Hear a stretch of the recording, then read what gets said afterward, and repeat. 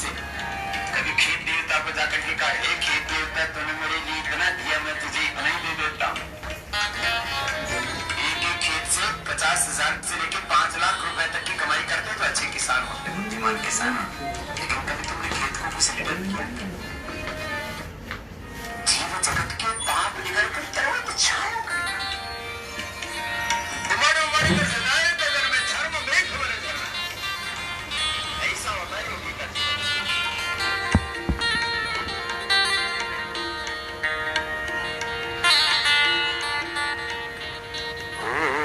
जीव जगत के पाप निगल कर, जीव जगत के पाप निगल कर, पर्वत छाया करना,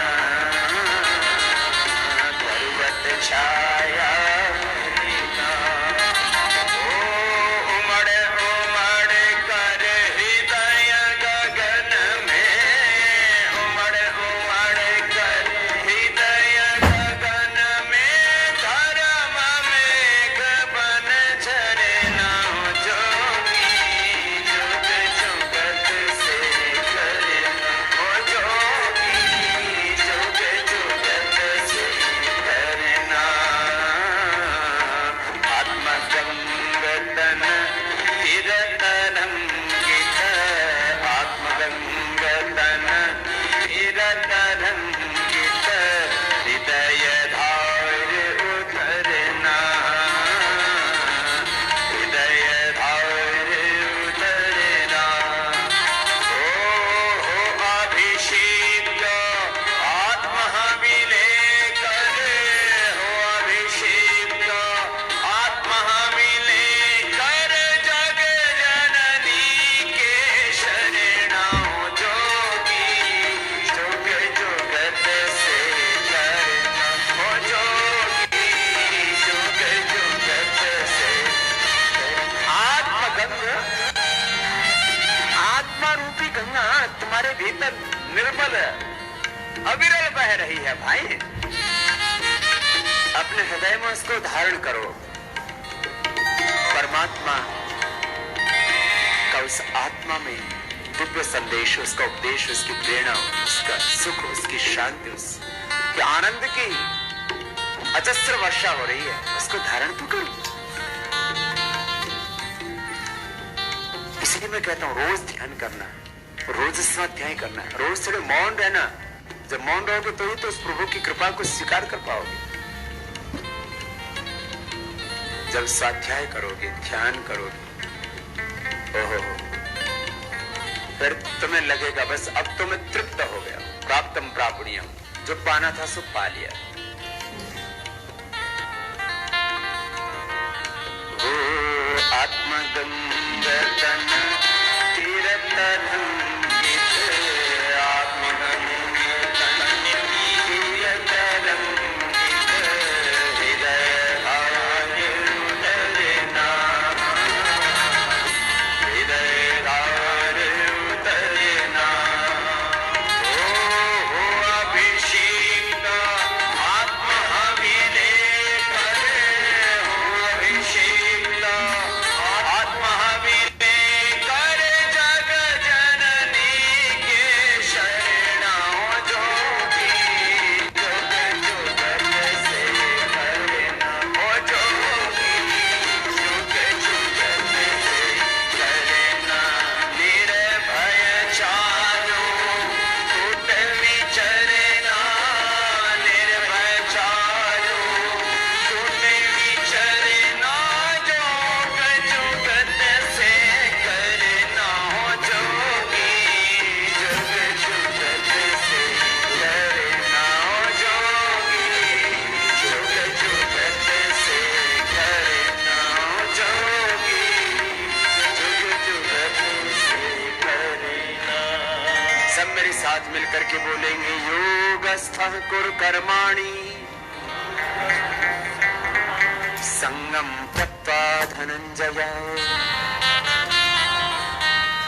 योगस्थः कुरु कर्माणि संगम त्यक्त्वा धनंजय। सिद्ध सिद्ध्योः समो भूत्वा समत्वं योग उच्यते।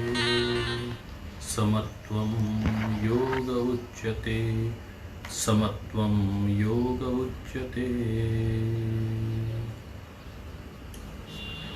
सभी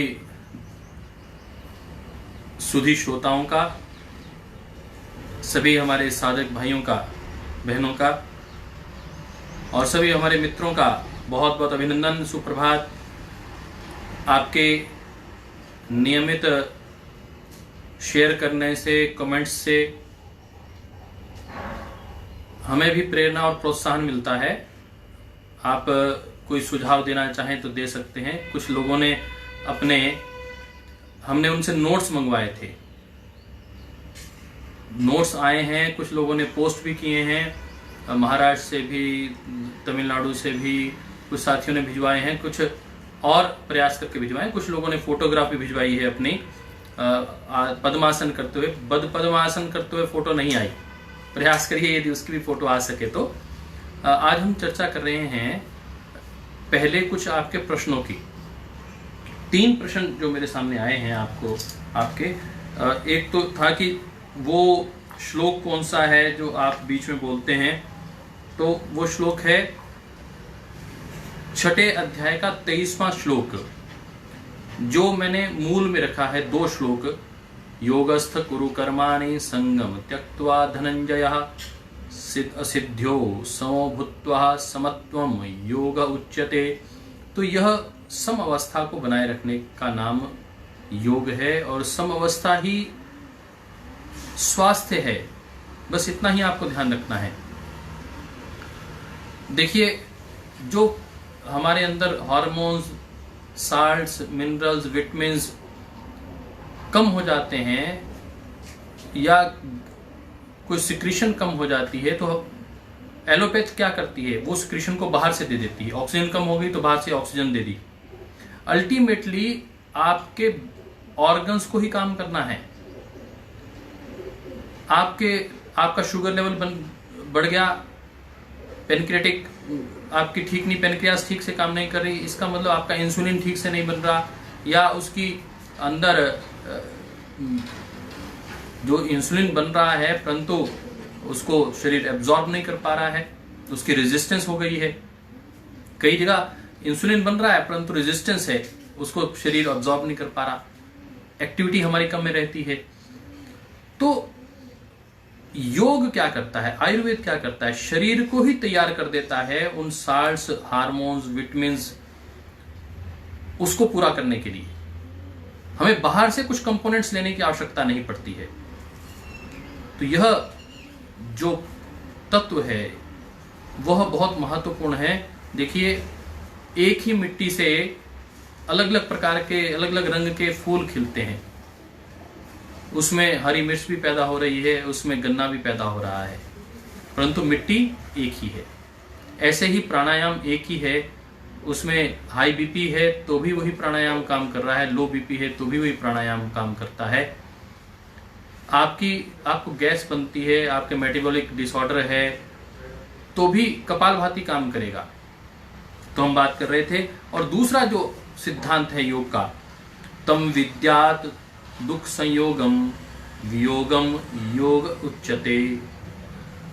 वियोगम योग संगितम स निश्चय योक्तव्यो, स निश्चय योक्तव्यो योगो अनिर्विनन चेतसा, योगो अनिर्विनन चेतसा। तो तम विद्यात दुख संयोगो वियोगम योग संगितम। कितना सुंदर ये है संज्ञा योग की। वियोग करना, separation from impurities, separation from mala, from your body is called yoga. अर्थात शुद्धि करना। मैं बार बार कह रहा हूं, महर्षि पतंजलि का भी वो सूत्र हम बार बार पढ़ते हैं, जो हमारा मूल तत्व है। योग अंगानुष्ठानात् अशुद्धिक्षयः ज्ञान दीप्ति विवेक ख्याति। तो यह 3 जो शब्द हैं इनको आप सब लोग याद रख लें कि योग का अर्थ है अशुद्धि का क्षय करना और सेपरेशन करना योग की संज्ञा है। वियोगम योग उच्यते, संगीतम वियोगम योग संगीतम, स निश्चय योक्तव्यो योगो अनिर्विण्ण चेतसा। पूरी धैर्य पूर्वक योग करना, उसमें जल्दबाजी नहीं करना, यह अत्यंत महत्वपूर्ण विषय हमने लिया योग की विभिन्न परिभाषाओं के साथ। तो आप लोगों ने पूछा, कुछ लोग लिख नहीं पाए, गीता को डाउनलोड कर लें, 6 अध्याय का 23वां श्लोक है ये। यदि लिखना चाहें तो मैं थोड़ा सा धीरे बोल देता हूं। तम विद्यात दुख संयोगम, तम विद्यात दुख संयोगम, वियोगम योग संगीतम, स निश्चय योक्तव्यो, स निश्चय योक्तव्यो योगो अनिर्विण्ण चेतसा, योगो अनिर्विण्ण चेतसा। अनिर्विण्ण का अर्थ क्या है कि आपको धैर्य नहीं खोना है, योगो अनिर्विण्ण चेतसा। तो यह मूल रूप से ध्यान रखते हुए हमें कार्य करना है। दूसरा एक विषय आया था, आपने कहा कि कल आपने एयर का कंपोजिशन बताया था, तो एयर कंपोजिशन हम पूर्णतः लिख नहीं पाए, तो लिख लीजिए। आप एयर में 79% नाइट्रोजन होता है, 79% नाइट्रोजन होता है, और 18 से 20% तक ऑक्सीजन मानते हैं। 18% के आसपास ऑक्सीजन को माना जाता है। ईथर गैस वगैरह जो मिला लें तो लगभग 1 से 2% तक, 3% तक यह अन्य गैसें होती हैं, और कार्बन डाइऑक्साइड 0.03% होती है। आप जितना भी श्वास लंबा गहरा ले लें, परंतु आपके एयर में जो कंपोजिशन है ऑक्सीजन की वो 18 से 20% तक ही है, 18% मान के चलें, और कार्बन डाइऑक्साइड उसमें 0.03% तक है। तो यह हम इनहेल्ड एयर में जब हम ऑक्सीजन अंदर लेते हैं तो ऑक्सीजन कितनी अंदर जाती है? 21% ऑक्सीजन होती है, और कार्बन डाइऑक्साइड कितनी अंदर जाती है? 0.04%। लिख लीजिए, ये अत्यंत महत्वपूर्ण विषय मैं आपके सामने रख रहा हूं। इनहेल्ड एयर कितनी होती है? जब आप श्वास अंदर भरते हैं तो ऑक्सीजन होती है 21%, कार्बन डाइऑक्साइड होती है 0.04%, और वाटर वेपर होते हैं बहुत कम, ए लिटल। परंतु जब बाहर निकालते हैं हम श्वास को तो ऑक्सीजन की मात्रा हो जाती है 16.4%, लगभग 4 से 5% ऑक्सीजन अंदर कंज्यूम हो जाती है। कार्बन डाइऑक्साइड कितनी होती है? जो 0.04 थी वो हो जाती है 4.4%। इसलिए जब हम एक्सेल करते हैं तो धीरे धीरे लंबा एक्सेल करना चाहिए ताकि कार्बन डाइऑक्साइड ज्यादा बाहर जा सके। वाटर वेपर कितने होते हैं? बहुत ज्यादा होते हैं वाटर वेपर। तो यह कंपोजिशन होता है वायु का। तो जिन लोगों ने अपने प्रश्न पूछे उनका बहुत अभिनंदन, ताकि सबका लाभ हो पाया।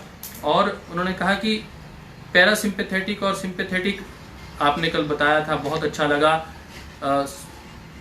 सेरेब्रोस्पाइनल फ्लूइड CSF के विषय में आपने बताया था, तो वो पूरा नहीं हम समझ पाए थे। तो भैया दाईं ओर से जो नाड़ी है आपकी, जो सूर्य नाड़ी है, उसे हम पिंगला कहते हैं। यह सन की नाड़ी, ये आप मान लीजिए सिस्टेमेटिक है। पैरासिम्पैथेटिक लेफ्ट साइड की नाड़ी हो गई, ईड़ा। तो ये सिंपैथेटिक नाड़ी हो गई और ये पैरासिम्पैथेटिक। ये नेसोफेरेंजियल कैविटी हो गई, और ये जहां मिलती है इसे आज्ञा चक्र कहते हैं। तो आज्ञा चक्र में इन दोनों का मिलन रहता है। यह आज्ञा चक्र की प्रक्रिया है यहां से, और ये जब चलती हैं तो नीचे से ऊपर की ओर चलती हैं।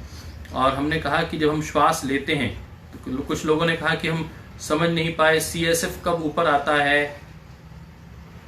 तो भैया जब आप श्वास लेते हैं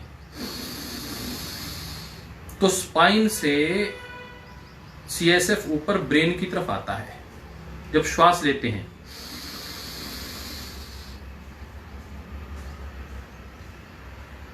होल्ड करते हैं तो ब्रेन से स्पाइन की ओर आपका CSF नीचे जाता है जब आप एक्सेल करते हैं। तो आपके जो चक्रों का जो शोधन की प्रक्रिया है वो ऊपर नीचे ऐसे चलती है, बाईं ओर और दाईं ओर स्पाइनल के। तो आज हमने यह चर्चा आपके सामने रखी। कुछ 1-2 प्रश्न और थे, उनको कल ले लेंगे। मोटे तौर पर ये 3 प्रश्नों के विषय में कहा गया था। वो जो श्लोक मैंने आप लोगों को याद करने के लिए कहा है, 3 आपको जरूर याद करने चाहिए। एक गीता का श्लोक समत्वम योग उच्यते, महर्षि पतंजलि का सूत्र, दूसरे अध्याय का शायद 30वां सूत्र है वो, योग अंगा अनुष्ठानात अशुद्धि क्षय ज्ञान दीप्तिर विवेक ख्याते। और तीसरा मैंने जो आपको कहा वह गीता का एक अद्भुत जो मुझे बहुत पसंद है, जो मैं चाहता हूं आप सब लोग याद करें।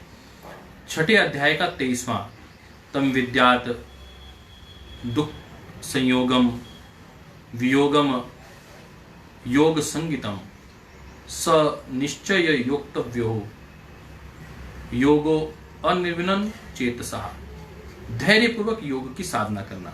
तो ये 3 मैंने आपसे निवेदन किया, सब लोग प्रयास करें, मुझे लिखकर भेजने का भी प्रयास करें। और आपने यदि फोटो अपनी खींची है तो मुझे भिजवाइए, और आपके नोट्स मुझे मिलें। आप सब लोग इस पर कमेंट भी करें, जो लोग देख रहे हैं आपका कमेंट्स भी आए, और आप सब लोग शेयर भी करें। यदि वाच पार्टी शुरू कर सकें तो वो भी अच्छा रहेगा। तो हम 20वां जो श्लोक है उसको दोबारा पढ़ लेते हैं। यथेष्ठ धारणम वायु अनलस्य प्रदीपनम नाद अभिव्यक्ति आरोग्यम जायते नाड़ी शोधनम जायते नाड़ी शोधनात्। नाड़ी का शोधन कब होता है? यथेष्ट धारणम वायु, जब हम प्राणवायु को यथेष्ट ठीक प्रकार से प्राणायाम करते हैं तब हमारी नाड़ियों का शोधन होता है।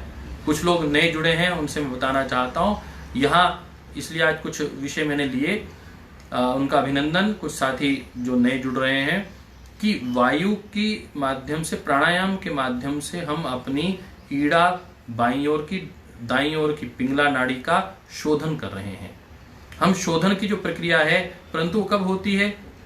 स्वामी स्वात्माराम जी कह रहे हैं यथेष्ट धारणम वायु। ऐसा नहीं कि आपने जैसे मर्जी प्राणायाम किया और वायु अंदर ली और आपका नाड़ी शोधन हो गया, ऐसा नहीं। यथेष्ट, जैसा कहा गया है, जैसा इष्ट है, जैसा डिस्क्राइब्ड है, प्रिस्क्राइब्ड है, इंस्ट्रक्टेड है। अनलस्य प्रदीपनम, जो नेवल फायर है, आपका गैस्ट्रिक जूसेस है, उसकी सिक्रेशन प्रॉपर होनी शुरू हो जाएगी। जिनको गैस बहुत बनती है, जिनको कब्ज रहती है, जिनको एसिडिटी बहुत बनती है, अर्थात उनका जो डाइजेशन है, उनका मेटाबॉलिक सिस्टम है, कैटाबॉलिज्म, मेटाबॉलिज्म, एनाबॉलिज्म उनका डिस्टर्ब है। नादम अभिव्यक्ति अंदर से आपको ध्यान और साधना के साथ आपको हृदय पर, हृदय कोश पर नाद सुनाई देगा वो। और आरोग्यम जायते, और आप पूर्णतः अपने आप को व्याधि मुक्त पाएंगे। नाड़ी शोधनात्, नाड़ी शोधन होने से ये सब घटित होगा कि आप स्वास्थ्य को प्राप्त हो जाएंगे और आपको अंदर एक नाद विशेष की अभिव्यक्ति होगी। तो हाउ एक योगी अटेन्स हेल्थ, तो एक योगी अपनी हेल्थ को कैसे अचीव करता है? नाड़ी के मल शोधन से करता है। और इसमें आहार एक इनबिल्ट तत्व है, आहार इसका मूल तत्व है। इसको ध्यान रखेंगे कि आहार भी सात्विक होना बहुत आवश्यक है। आज हम बात करेंगे आपकी प्रकृति की। बहुत से लोगों से कई बार मैं पूछता हूं कि आपकी प्रकृति क्या, उनको पता नहीं होती। तो मैं उनसे कहता हूं कि आप अपना डेली का डिटेल चार्ट, कब उठते हैं, कब सोते हैं, कब जागते हैं, कब खाना खाते हैं, कितना खाना खाते हैं, वो लिख कर भिजवाइए। और मैंने देखा है कि एक श्रद्धेय स्वामी जी महाराज इस बात को बार बार कहते हैं, श्रद्धेय आचार्य श्री इस बात को बार बार कहते हैं कि हमारा जो रोग है वो लाइफस्टाइल डिजीज जो है वो 80 से 90% तक लाइफस्टाइल डिजीज है। हम अपना लाइफस्टाइल, अपना खान पान, उठना बैठना ठीक कर लें तो हमारे आधे से अधिक रोगों का हम निवारण वैसे ही कर सकते हैं। हमें कितना कुछ लोग ऐसे हैं जिनको ज्यादा खाना चाहिए, ज्यादा बार खाना चाहिए, वो कम बार खाते हैं, ज्यादा उपवास रखते हैं। जिनको कम बार खाना चाहिए वो ज्यादा बार खाते हैं। कई लोगों को 4 बार भोजन करना चाहिए परंतु थोड़ा थोड़ा करना चाहिए, जिनको हाइपर एसिडिटी रहती है। परंतु जिनको बहुत ज्यादा कब्ज रहती है और जिनका डाइजेशन बिल्कुल वीक है, वो कई बार हम लंघन की भी सलाह देते हैं। एक सामान्य व्यक्ति को, योगी को 2 बार खाना चाहिए, 2 बार से अधिक नहीं खाना चाहिए। योगी के लिए तो कहा गया है 1 बार भी खाए ऐसा निर्धारित है, परंतु 2 बार से अधिक नहीं खाना चाहिए। परंतु सामान्य व्यक्ति के आधार पर नहीं, हर व्यक्ति के लिए हर बात लागू नहीं होती है। वो व्यक्ति के अनुसार तय होता है कि उसका भोजन कैसा हो। तो जो लोग योग डिप्लोमा कर रहे हैं, एमए की तैयारी कर रहे हैं और योगा सर्टिफिकेशन बोर्ड की तैयारी कर रहे हैं, उनके लिए ये कक्षाएं बहुत महत्वपूर्ण हैं। इसलिए आप अपने जिला के सोशल मीडिया के माध्यम से अपने युवा कार्यकर्ताओं को, जिन्हें यह कोर्स करना है, उनको अवश्य इसे ज्वाइन करवाइए। तो हम बात कर रहे थे कि प्रकृति कैसी है। दोष, 3 प्रकार के दोष होते हैं, वात, पित्त और कफ, और तीनों दोषों का सम अवस्था में आना ही स्वास्थ्य है। यदि इसमें से कोई भी दोष आपका बढ़ा हुआ है तो आपका स्वास्थ्य डिस्टर्ब है। इतना ही ध्यान रखिए। Discomfort in the ease of your body is called disease. Discomfort in the ease of your body is called disease. तो रोग क्या है? यदि आपके दोष विषम हो गए हैं, सम अवस्था में नहीं है, इम्बैलेंस हो गए हैं, तो आप रोगी हैं। ये परिभाषा है रोग की। तो आरोग्य, महर्षि चरक क्या कहते हैं, महर्षि सुश्रुत क्या कहते हैं कि सम दोषः सम अग्निश्च सम धातु मला क्रिया। तो आपके दोष, अग्नियां और जो मल है, और जो दोष हैं धातु और मल क्रियाएं, वो सबको सम अवस्था में करना है। और वो कैसे होंगी? वो आयुर्वेद के उपयोग से होंगी, वो योग के उपयोग से होंगी। आइए उसको कैसे कैसे करना, और उसके लिए कौन से कर्म हठ योग में निर्दिष्ट किए गए हैं। और वह कर्म है, वो कर्म है षट कर्म, 6 प्रकार के कर्म। परंतु किसके लिए? 90% वह जो कर्म है वह इंडिकेटेड जो है वह मल के लिए है, मल, और वो खास तौर पे कफ श्लेष्मा के लिए है। आज हम उसकी अभी चर्चा करेंगे। जो 21वां हमारा श्लोक है, एक बार 20वें श्लोक के बाद हम 21वें श्लोक पे चलते हैं। मेद श्लेष्मा अधिकः पूर्वम षट्कर्माणि समाचरेत। यदि आपको मेद और श्लेष्मा अधिक है, कफ बहुत ज्यादा है, मोटापा बहुत ज्यादा है, तो पूर्वम षट्कर्माणि समाचरेत। किसके पूर्व? प्राणायाम से पूर्व आपको षटकर्म करना चाहिए। यदि प्राणायाम को सिद्ध करना है तो आपको षटकर्म करना चाहिए। अन्यस्तु नाचारेतानि दोषानां संभावतः। Those who have excess of fat and phlegm should undergo the practice of 6 cleansing processes before taking up the practice of Nadi Shodhanam. Others are not required to practice these purificatory process because of humors being in equilibrium. अन्यस्तु नाचरेतानि दोषानां संभावतः।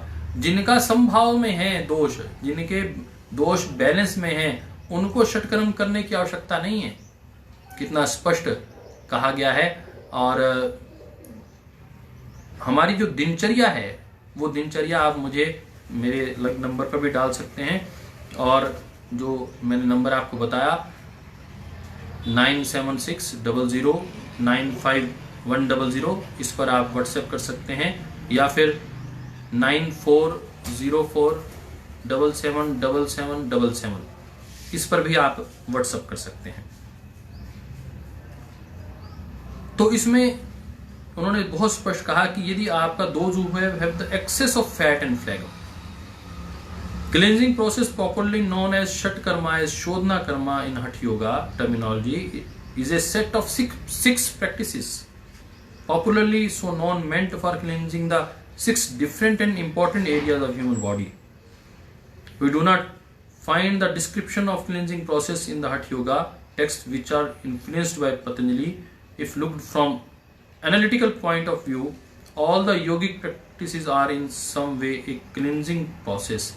जितने भी योग के process हैं वो सारे ही शोधन के ही मूल तत्व हैं। इसमें 6 जो हमने देखा कि 6 प्रकार से योगिक प्रैक्टिस षटकर्म की कही गई है। अगले आसन में 22वें आसन में श्लोक में हम चलते हैं। धोतिर्बस्ति तथा नेति त्राटकम नोलिकम तथा कपालभातिश्चेतानि षटकर्माणि प्रचक्षते। ये सबसे महत्वपूर्ण श्लोक है आज के इस पूरी प्रक्रिया में, क्योंकि ये बहुत महत्वपूर्ण क्रिया है। जो लोग इसको सुन रहे हैं, मैं चाहता हूं इस पूरे अध्याय में अब बहुत अधिक, ये 78 इसमें श्लोक हैं, हम 22वें श्लोक पर हैं अभी। मुझे लगता है 6-7 दिन में हम इस दूसरे अध्याय को समाप्त कर लेंगे। दूसरे अध्याय के 22वें श्लोक पर हम हैं। और धोतिर्बस्ति तथा नेति त्राटकम नौलिकम तथा कपालभातिश्चेतानि षटकर्माणि प्रचक्षते। इसमें बहुत स्पष्ट कहा गया है कि धोती मुंह से कुंजल करना, बस्ती अनीमा, नेति नासिका के माध्यम से जल को, सूत्र नेति आप जानते हैं, त्राटक आंखों के माध्यम से आप आंखों की स्वच्छता के लिए, नौली पेट को घुमाना तथा कपालभाति, ये षट क्रियाएं, इनके माध्यम से कैसे आप अपने शरीर को शुद्ध कर सकते हैं उसके विषय में चर्चा की गई है। तो घेरंड संहिता में 21 प्रकार के शोधन की क्रियाएं लिखी गई हैं। आप लिख लीजिए कि हठ योग में 6 प्रकार की क्रियाएं हैं जो बताती हैं कि हमें अपने शरीर का शोधन किस प्रकार करना है। परंतु घेरंड संहिता में 21 प्रकार की शोधन की क्रियाएं लिखी गई हैं। तो हम 6 प्रकार की क्रियाएं उसको एक बार दोबारा लिख लेते हैं। वो क्रिया है पहले धोती, दूसरे पे बस्ती, तीसरे नंबर पर है नेति, चौथे नंबर पर है त्राटक, 5वें नंबर पर है नौली और 6ठे नंबर पर है कपालभाति। तो ये 6 क्रियाएं हैं। आंत्र धोती, धोती के 4 भाग हैं, आंत्र धोती, दंत धोती, हृदय धोती, मूल शोधन। और आंत्र धोती के आगे 4 भाग हैं, दंत धोती के 4 भाग हैं, हृदय धोती के 3 भाग हैं, नेति का कोई भाग नहीं है, बस्ती के 2 भाग हैं, जल बस्ती और शुष्क बस्ती। त्राटक एक ही प्रकार का है, नौली एक प्रकार की है, परंतु कपालभाति 3 प्रकार की है। इस प्रकार 21 प्रकार का क्लेंजिंग प्रोसेस, इसी 6 को 21 में बदल दिया घेरंड संहिता में। उसकी भी हम कल चर्चा करेंगे। आज बस्ती में जैसे मैंने कहा कि बस्ती अनीमा है, जल बस्ती, शुष्क बस्ती, इसमें निरहु, अनुवासन और उत्तर बस्ती। आयुर्वेद में 3 अलग प्रकार की बस्ती बताई गई है, निरहु, अनुवासन और उत्तर बस्ती। इसकी भी चर्चा हम कल आपके साथ साझा करेंगे। आने वाले इस पूरे प्रक्रम में शोधन की प्रक्रिया पर विशेष रूप से बल दिया गया है। आपने देखा आसनों के माध्यम से भी शरीर को साधने की बात थी, मल के शोधन की बात थी, मानसिक और शारीरिक बल के शोधन की बात थी, और अब विशेष रूप से शारीरिक शुद्धियों के लिए आप अपने शरीर को कैसे प्रिपेयर करें। यदि आपको प्राणायाम करना है, आपको सिद्धियां प्राप्त करनी है, 3 महीने में ही आप सिद्धि प्राप्त कर सकते हैं, 1 साल में, 12 साल में योगियों के लिए टाइम पीरियड तय किया गया है। कल हमने टाइम तय किया कि 1 सेकंड को यदि हम 1 मात्रा मान लें तो कम से कम 84 सेकंड में श्वास को लेना और 84 सेकंड में छोड़ना, ये नाड़ी शोधन है। आइए अब रेस्पिरेशन के विषय में हम और अधिक जानने के लिए चलते हैं डॉक्टर ज्योति आर्या के पास। रेस्पिरेशन प्राणायाम का मूल तत्व है, वो एक विज्ञान है, उसकी हम एक चर्चा आपके सामने रखेंगे।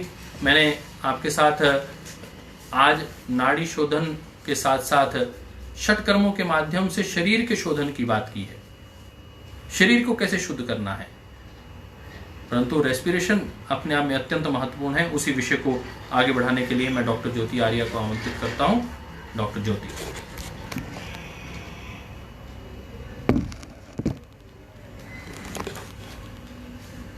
ओम। सभी साधुओं को मेरा सादर प्रणाम। कल हम देख रहे थे प्राणायाम का रेस्पिरेटरी सिस्टम पर प्रभाव, तो उसी को ही थोड़ा आगे बढ़ाते हैं आपके प्रश्नों संबंधी कि इस बारे में हमें थोड़ी सी और जानकारी दें, तो उसी को ही आगे बढ़ाते हैं। नासिका से हम श्वास लेते हैं, कल हमने पढ़ा था नासिका से श्वास लेने के फायदे क्या हैं कि टेम्परेचर जो है वो थोड़ा शरीर के टेम्परेचर के बराबर हो जाता है, क्लीनिंग हो जाती है, अंदर फिल्टर होके एयर जाती है, लयबद्ध तरीके से सम मात्रा में एयर जाती है।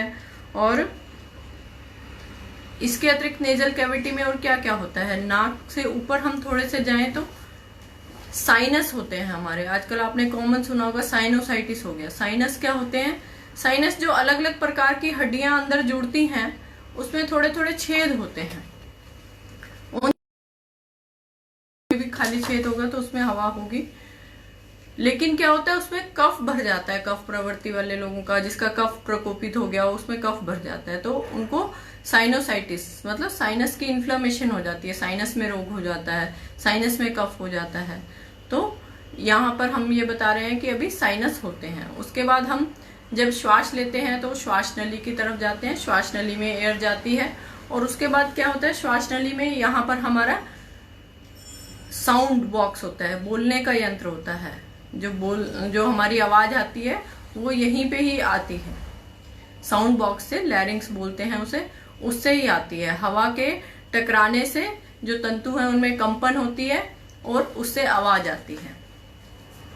अब प्राणायाम का देखो कितना इफेक्ट है कि अगर साधारण रूप में हम बोल रहे हैं और वायु के कंपन से तंतुओं में इतनी हम आवाज निकल सकती है हमारी, तो जब हम भ्रामरी प्राणायाम करते हैं तो क्या करते हैं, कंपन करते हैं हम अंदर, हाथ जो भी मुद्रा होती है उसकी, उसमें ओम का गुंजन करते हैं, कंपन करते हैं, उससे कंपन की स्थिति पैदा होती है, जिससे क्या होता है जो साइनस की दीवारों में कोई भी मल होता है, कफ होता है, वो जो है वो निकल जाता है, वो मेन रास्ते में आ जाता है, जिसे हम बाहर निकाल देते हैं। तो इसलिए साइनस की शुद्धि के लिए भी हमें प्राणायाम करना जरूरी है। और प्राणायाम कल हम ले रहे थे भस्त्रिका प्राणायाम। भस्त्रिका प्राणायाम में जब हम श्वास लेते हैं पूरा लंबा, तो हमारे जब नीचे, अब हम साउंड बॉक्स से नीचे गए तो हमारी जो श्वास नली है वो दो भागों में बढ़ जाती है, राइट और लेफ्ट। एक राइट तरफ फेफड़े में जाती है और एक लेफ्ट तरफ फेफड़े में चली जाती है। वो आगे छोटे छोटे और भागों में डिवाइड होती जाती है, पूरे फेफड़े में एयर की सप्लाई करती है। देखो सारे शरीर को एयर फेफड़े से मिलनी है, तो वो इतनी सूक्ष्म भागों में डिवाइड होती जाती है कि कोई भी सेल बिना एयर सप्लाई के ना रहे, और उतनी मात्रा में ब्लड आता है कि कोई भी सेल बिना ब्लड सप्लाई के ना रहे।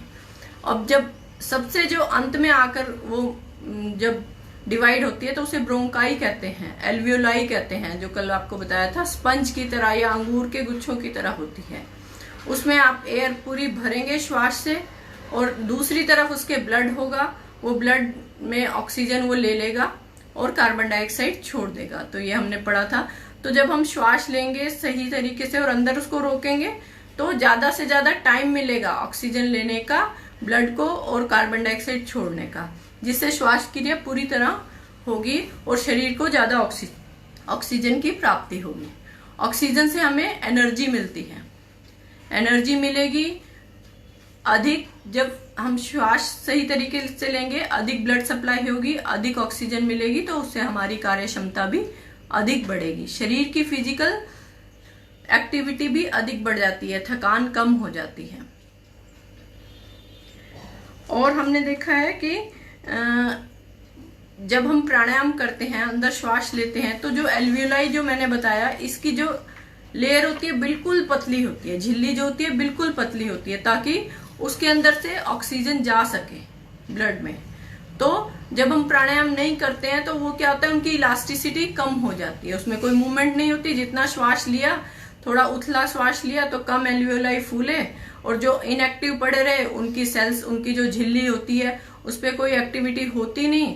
एक्टिविटी नहीं होती तो उसकी इलास्टिसिटी कम हो जाती है, और इलास्टिसिटी कम हो जाएगी तो क्या होगा, उसमें कफ जमा हो जाएगा, कफ जमा हो जाएगा, जिससे हमें श्वास लेने में दिक्कत होगी, हमारे अंदर कफ बढ़ जाता है। ठीक है, तो उसके प्राणायाम भस्त्रिका का फायदा क्या है, एक तो हमें एनर्जी मिल रही है, एक हमें गर्मी मिल रही है, एक हमारी एल्वियोलाई जब एक्टिव होती हैं तो वो पूरी ऑक्सीजन लेती हैं। दूसरा, उनकी इलास्टिसिटी बनी रहती है, वो कॉन्ट्रैक्ट और रिलैक्स होती रहती हैं, जिससे उसमें कफ नहीं जमता है। और कफ अंदर गर्मी होती है, उसके कारण से पिघल के और श्वास के रास्ते बाहर निकल जाता है। तो क्लींजिंग का काम भी करती हैं और ऑक्सीजन सप्लाई का भी काम करती हैं। अगर हम प्राणायाम नहीं करेंगे तो हम ये एल्वियोलाई जो है इनएक्टिव पड़े रहेंगे और ना ही पूरी तरह हमें ऑक्सीजन मिल पाएगी, और इनकी झिल्लियां धीरे धीरे वो इलास्टिसिटी अपनी खो देंगी, मोटी हो जाएंगी और उसमें कफ डिपॉजिट हो जाएगा, जिससे हमारी श्वास लेने की क्षमता कम हो जाती है। हमें फिर जल्दी श्वास चढ़ने लग जाता है। पहले हम थोड़ा 2 किलोमीटर चलते थे तो श्वास चढ़ता था, अब 1 किलोमीटर चलते हैं तो श्वास चढ़ने लग जाता है। तो ऐसे हमारी फिजिकल जो एफिशिएंसी है वो कम होती जाती है। तो इसीलिए भी प्राणायाम करना जरूरी है। अभी आपको बताया गया कि जो बाहर ऑक्सीजन, जो बाहर एयर निकलती है उसमें पानी ज्यादा होता है। पानी ज्यादा होता है, वो भी टेम्परेचर ज्यादा के साथ होता है। तो वो क्या करता है, हमारे शरीर के जो इस रेस्पिरेटरी भाग में जो कफ है उसको भी घोलकर बाहर निकालता है। तो इसलिए भस्त्रिका प्राणायाम करना बहुत आवश्यक है और इसके ये फायदे हैं। ये एल्वियोलाई इतनी सारी होती हैं, इतनी लाखों की संख्या में होती हैं कि अगर हम उसे बिछा दें पूरे मैदान पे, जो टेनिस कोर्ट जो होता है जहाँ टेनिस खेलते हैं, बैडमिंटन खेलते हैं, लगभग इतना बड़ा कोर्ट बन जाए, इतना उनका क्षेत्रफल होता है। अब वो आप समझिए कि इतनी सारी चीज वो एक्टिव करना है और इतना सारा सरफेस हमें दिया हुआ है ऑक्सीजन लेने के लिए शरीर में। अब वो हमारी क्षमता पे डिपेंड करता है कि हम उसे किस प्रकार से प्रयोग करते हैं। और जब हम विशेष क्रिया करते हैं, लयबद्ध तरीके से करते हैं कि श्वास लिया, रोका इतनी देर, फिर छोड़ा, फिर लिया, फिर रोका, फिर छोड़ा, तो इससे क्या होता है कि हमारे अंदर जो कंपन की क्रिया होती है, जो रिलैक्सेशन और कॉन्ट्रैक्शन की क्रिया होती है, वो भी उसी समय पे उसी रेट से होने लग जाती है। जैसे पाइप में हम बार बार बंद हो जाए तो उसको खोलते हैं तो हमें फोर्सफुली प्रयास करना पड़ता है, फोर्स लगानी पड़ती है, तभी आगे की वो पाइप खुलेगी। तो इसी तरह जब हम पूरे लयबद्ध तरीके से करते हैं तो हमारे जो श्वास की क्रिया है और जो शरीर की सेल्स की कंपन की क्रिया गति है वो एक जैसी हो जाती है, और जिससे उसकी फोर्स बढ़ जाती है, और जो अपने शरीर के मल हैं वो तेजी से बाहर फेंक सकते हैं। ये है भस्त्रिका प्राणायाम का लाभ। और कल हम इसके आगे ही देखेंगे कपालभाति प्राणायाम का क्या लाभ होता है। और इसी प्रकार आप अपना क्वेश्चंस, प्रश्न जो भी हों, आपकी जिज्ञासा, वो भेजते रहिए, पूरा प्रयास करेंगे। और आप भी हमारी इस बात को आगे पहुंचाते रहिए। क्या पता कब किसी को फायदा हो जाए, किसी भी बात से उसे प्रेरणा मिले, वो प्राणायाम करने लगे, यही हमारे लिए बड़ी उपलब्धि होगी। तो इसलिए अधिक से अधिक शेयर, लाइक करें। और अभी चलते हैं कार्यक्रम के समापन के लिए डॉक्टर साहब के पास। आइए अब हम समष्टि के लिए प्रार्थना करते हैं। कल हमने पीजीआई चंडीगढ़ के कुछ स्कॉलर्स के साथ बात की थी। वहाँ लगभग 15 मिनट की टॉक है, यदि आप उसको सुन लेंगे तो अच्छा रहेगा। उसको शेयर भी कर सकते हैं। वो कोविड-19 के ऊपर ही है कि 15 मिनट में हमने वायरस जो आजकल महामारी के रूप में छाया हुआ है उससे कैसे अपने को जीतना है, उसकी चर्चा थी। हम इस बात को और आगे बढ़ाएंगे। आज लगभग 2 गुने दर्शक हैं, उन सब दर्शकों का हृदय से अभिनंदन। आइए लंबा गहरा श्वास भरते हैं। ओ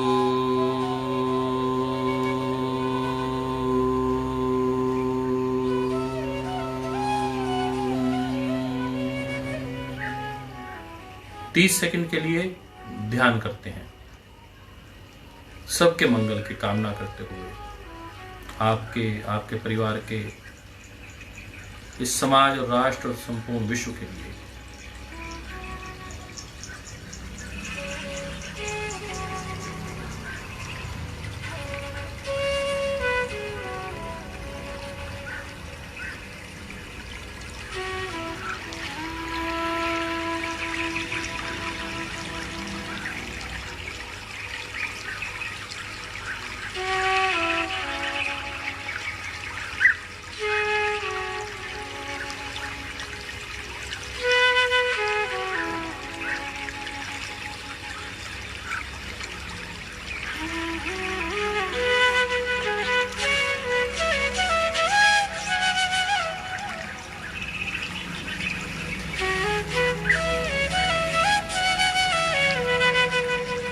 आइए प्रार्थना करते हैं सबके मंगल के लिए।